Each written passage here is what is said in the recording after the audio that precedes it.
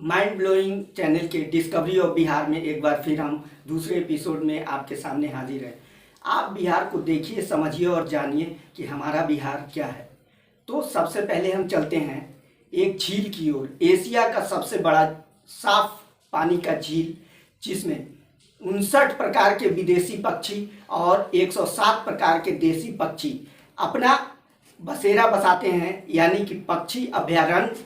ये झील है कांवर झील, जो कि बेगूसराय में है और भारत का सबसे बड़ा पक्षी अभयारण्य है। आगे चलते हैं शमसुल होदा, जो कि आरा में 1922 में पैदा हुए। बाद में वे मधुपुर, देवघर में एक जगह है मधुपुर, वहाँ जाके बस गए। वे आगे चल के बहुत बड़े भारतीय सिनेमा के गीतकार बने। वे फुटबॉल भी काफ़ी अच्छा खेलते थे और कलकत्ता के मोहन बागान टीम से खेला करते थे। उन्होंने गीतकार के रूप में अपना करियर बनाया भारतीय सिनेमा में। कुछ चुनिंदा फिल्मों को मैं बताता हूँ, जिसमें कश्मीर की कली, सीआईडी, किस्मत और झुक गया आसमान, और लास्ट समय में उनकी मृत्यु हुई 1987 में। तो उससे कुछ दिन पहले उन्होंने 1985 में एक फिल्म का गीत लिखा था, प्यार झुकता नहीं। वे थे एस.एच. बिहारी। आगे चलते हैं, एक परिवार 150 साल पहले गांव बाजितपुर, जगह मसौरी के बगल में, पटना से 30 किलोमीटर दूर, पुरगाय नोनिया 150 साल पहले यहाँ से मॉरिशस चले गए मजदूर के रूप में। वहाँ पे मॉरिशस को बनाने में काफ़ी काम किया और 150 साल बाद उनके परपोते ने वहाँ का उच्च पद यानी कि राष्ट्रपति बने।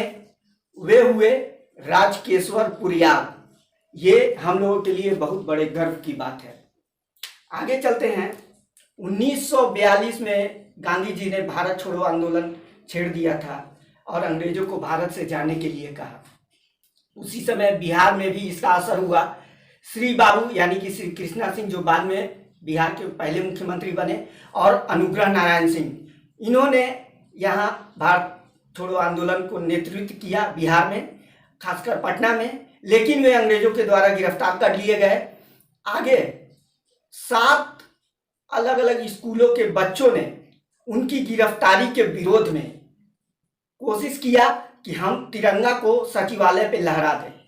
तो वे स्कूल जिनके वे बच्चे थे, वह स्कूल था Ram Mohan Roy seminary, Miller school, Patna collegiate और बिहार नेशनल कॉलेज। इनके 7 छात्र थे जिन्होंने झंडा तिरंगा लेके वे सचिवालय पे झंडा फहराने गए। उस समय वहाँ यूनियन जैक का झंडा फहरता था अंग्रेजों का, और ये लोग पे अंग्रेजों ने गोलियां बरसाई। उसके बावजूद भी सबसे आगे उमाकांत प्रसाद सिन्हा थे, जिन्होंने आखिरकार वहाँ झंडा लहरा ही दिया भारत का। भले सब लोग शहीद हो गए।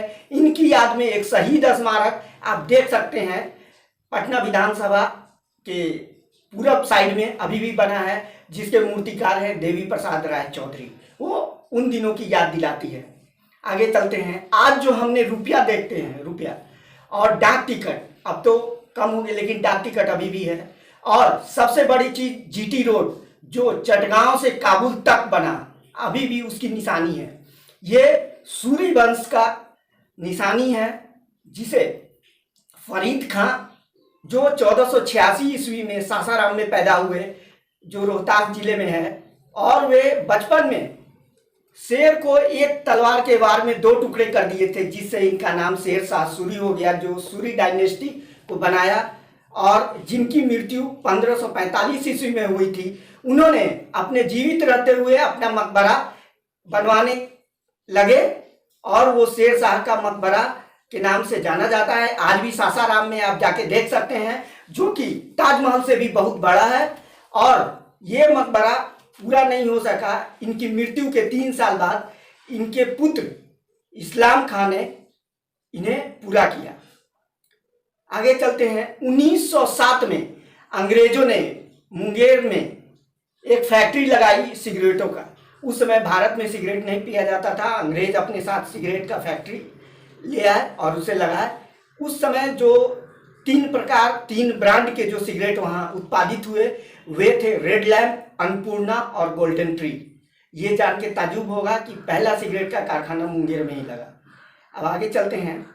500 BC, ईसा से भी 500 वर्ष पूर्व, बिफोर क्राइस्ट, भगवान बुद्ध को बोध गया में एक पीपल के वृक्ष के नीचे ज्ञान प्राप्त हुआ। वो पीपल का वृक्ष आज भी है। वो 8 दिसंबर का दिन, जिसे बोधि दिवस के नाम में सभी जानते हैं, और ये ट्री को आज हम बोधि ट्री या बो ट्री के नाम से भी जानते हैं। आगे चल के अशोक महान ने यहाँ पे एक मंदिर बनवाया जिसे श्री महाबोधि मंदिर कहते हैं, जिसे आज आप देख सकते हैं बोधगया में। चलिए आगे चलते हैं। मोकामा एक जगह है, वहाँ पे भारत का सबसे बड़ा चर्म शोधन कारखाना है, जहाँ पे चमड़ा शोधित होता है। 10 करोड़ चमड़ा एक साल में वहाँ से निकलता है शोधित होके, जिसे बाटा इंडिया कंपनी ने लगाया था, और उस कंपनी का नाम है मोकामा घाट टैनरिंग, जो कि भारत का सबसे बड़ा चर्म शोधन कारखाना है। अब एक और चीज़ मैं आपको बताऊं, विश्व का पहला लोकतंत्र जो स्थापित हुआ और पूरे संसार को बताया, वो है वैशाली, जहां वृज्जी महाजनपद बताया जाता है। वहां 6ठी शताब्दी में विश्व का पहला लोकतंत्र वहां पे स्थापित हुआ। आगे चलते हैं। आपको एक गाना मैं सुनाऊं, वादा तो निभाया। पहले आप गाना सुनिए।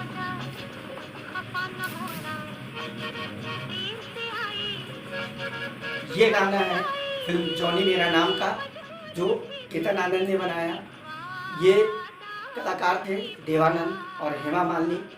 अब ये आप सोचिए कि ये गाना का शूटिंग आखिर बिहार में कहाँ हुआ था, जो कि बहुत ही मशहूर जगह है। तो मैं आपको बताऊं, ये गाना का शूटिंग हुआ था नालंदा के खंडहर में। आपको सुन के ताज्जुब हुआ होगा कि बॉलीवुड फिल्म का गाना बिहार में कैसे शूट हुआ उस जमाने में। अब आगे चलते हैं। 22 दिसंबर 1616 को पटना साहिब, यानी कि पटना सिटी अभी बोल सकते हैं, में गुरु तेग बहादुर 9वें गुरु जो हैं सिख के, उनके घर एक बच्चा पैदा हुआ जिनका नाम था गोविंद राय, जो आगे चल के सिख के 10वें गुरु बने, गुरु गोविंद सिंह। उन्होंने गुरु ग्रंथ साहब, साथ में खालसा पंथ और 5 केस, कच्छ, कड़ा, कृपान, जो 5 केस होते हैं, वो बताया रखने के लिए सिखों को। और आपको बताऊं कि उनकी मृत्यु 41 वर्ष में ही हो गई मुगलों से लड़ते हुए, और ये 7 अक्टूबर 1708 को मृत्यु को प्राप्त हुए। इनके याद में 1950 में महाराणा रंजीत सिंह ने तख्त हरमंदिर का भव्य मंदिर वहाँ पे गुरुद्वारा बनवाया, जो आज भी वहाँ पे अवस्थित है और लोग दूर दूर से, सारे संसार से देखने आते हैं, जो कि उनका जन्म स्थान था।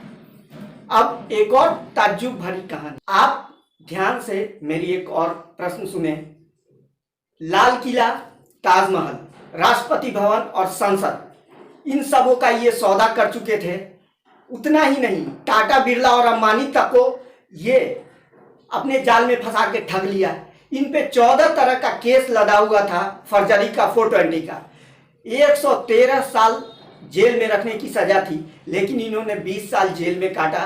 ये लॉयर भी थे। इनका असली नाम था मिथिलेश कुमार श्रीवास्तव। ये सिवान बिहार से थे। इनकी जन्म 1912 में हुई थी और ये 23 जुलाई 2009 को रांची में मृत्यु को प्राप्त हुए। ये थे बहुत ही मशहूर नटवरलाल, जिनके नाम पे अमिताभ बच्चन और रेखा को लेके एक फिल्म बना, मिस्टर नटवरलाल। आगे बढ़ते हैं। परमार राजपूत 13 नवंबर 1777 को जगदीशपुर में पैदा हुए। आगे चल के इन्होंने डगलस 1857 के वार में भी ये लड़े। आगे डगलस आर्मी से लड़ते हुए जब ये गंगा पार कर रहे थे, तो इनके बाएं हाथ में गोली लगी। तो ये सोचे कि जहर पूरे शरीर में फैल जाएगा, इसलिए अपने तलवार से इन्होंने बायां हाथ काट के और हर हर गंगे कहते हुए गंगा को दान में दे दिया। और ये वीर सपूत थे, वीर कुंवर सिंह। आगे चलते हैं। गंगा, सोन और सरयू। अब सरयू तो दिखाई यहाँ नहीं देती। ये तीनों के संगम पर एक शहर बसा हुआ है जो संत मखदूम याहिया खां मनेरी के नाम पे है, और संत के नाम पे मखदूम शाह दौलत के नाम पे आगे चल के गवर्नर ऑफ बिहार इब्राहिम खां काकड़ ने 1616 ईस्वी में इनका मकबरा स्थापित करने का काम शुरू किया और 1619 में इसे पूरा किया। और ये मकबरा छोटी दरगाह के नाम से आज भी मनेर में है और मखदूम शाह का मकबरा माना जाता है। आगे चलते हैं। 4000 मनुस्क्रिप्ट और कम से कम 20 लाख से कम पुस्तकें नहीं होंगी इस लाइब्रेरी में, जिसे बनवाया खान बहादुर खुदा बख्श खान ने 29 अक्टूबर 1891 को पब्लिक को भी सुपुर्द कर दिया। यहाँ एक बहुत बड़ी बात है कि यहाँ पर्शियन लैंग्वेज के बहुत से पुस्तकें हैं जो कहीं नहीं आपको मिलेगी पूरे संसार में। और एक सबसे बड़ी ताजुब की बात है कि शाह आलम की पेंटिंग वो पूरे विश्व में केवल 2 ही जगह है, एक खुदा बख्श खां ओरिएंटल लाइब्रेरी और दूसरा ब्रिटिश म्यूजियम लंदन। आगे चलते हैं। गंगा मैया तोहे पियरी चढ़ैबो, ये गाना एक फिल्म का है, फिल्म का नाम है गंगा मैया तोहे पियरी चढ़ैबो। ये फिल्म बिहार के इतिहास में बहुत बड़ी बात है, क्योंकि ये पहली भोजपुरी फिल्म थी जिसे प्रोड्यूस किया था विश्वनाथ शाहबादी ने और इसको डायरेक्ट किया कुंदन कुमार ने। इसमें पहली बार बॉलीवुड के बहुत से कलाकारों ने काम किया, जिसमें हीरोइन कुमकुम, हीरो असीम कुमार और वहाँ की मशहूर गायिका लता और उषा मंगेशकर ने इसमें गाने गाए। और चित्रगुप्त ने संगीत दिया, वो बिहार के ही हैं लेकिन बॉलीवुड के माने जाते हैं। और इसके गीत लिखे आपके बहुत ही मशहूर शैलेंद्र ने। आगे चलते हैं। कुसुमपुर, पुष्पपुर, पाटलिपुत्रा, ये सब सुन के आपको ताजुब होगा, ये पटना का पुराना नाम है। अब आप जानिए कुसुमपुर मतलब फूल, पुष्प मतलब भी फूल, और बहुत से लोग को ये नहीं पता होगा कि पाटलिपुत्रा का मतलब है गुलाब।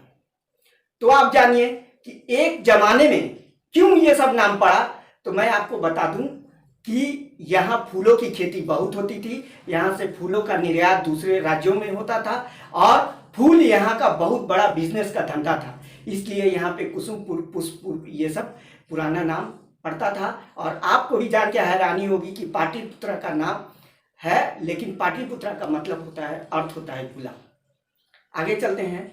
पटना म्यूजियम जो डिजाइन किया गया राय बहादुर विश्व स्वरूप के द्वारा और इसे शुरू किया गया इसे लोगों के बीच जो उस समय गवर्नर ऑफ बंगाल थे एच लैंसडाउन। और मैं आपको बता दूं ये महल था एक तरह से एडवर्ड गेटे का। ये 3 अप्रैल 1917 को बना और ये आज पटना म्यूजियम, जहाँ पे कुछ ऐसे आश्चर्यजनक चीज हैं जो आप देखेंगे। उसके बाद वहाँ एक यक्षिणी की मूर्ति है जो एक पत्थर से बनी हुई है। आगे चलते हैं। पटना के एक लेखक हैं अजीत सिंह, जिनकी एक पुस्तक द इंटरनेट ऑफ थिंग्स, जो चाइना के विहंग यूनिवर्सिटी में कॉन्ट्रैक्ट हुआ कि स्नातक और स्नातकोत्तर यानी कि बीए और एमए में इसकी पढ़ाई की जाएगी। इस पुस्तक का जो 5 साल का कॉन्ट्रैक्ट किया वो पटना के ही हैं अजीत सिंह। अब आगे चलते हैं अपने मधुबनी पेंटिंग के बारे में। मधुबनी पेंटिंग यानी कि मिथिला पेंटिंग, जो दीवारों पे और इसके कुछ अलग अलग ये है कोहबर, गोदना, कच्छिनी, तांत्रिक, ये सब अलग अलग रूप हैं। और 2 सीता देवी और जगदम्बा देवी इसके मशहूर कलाकार हैं। और ये मधुबनी पेंटिंग या मिथिला पेंटिंग बिहार के मधुबनी जिले में विकसित हुआ और बढ़ा, जो पूरे संसार में आज मधुबनी पेंटिंग के या मिथिला पेंटिंग के नाम से जाना जाता है, जो कि काफ़ी महंगी पेंटिंग भी आज के ज़माने में है और पूरे संसार में फैली हुई है। ये रहा आज के हमारे बिहार के कुछ जानकारियाँ, तस्वीर, और जिसे मैंने आपको रूबरू कराया। आगे भी मैं बिहार के और भी खोजपूर्ण ज्ञानवर्धक जानकारियाँ आपको देता रहूँगा। धन्यवाद। जय।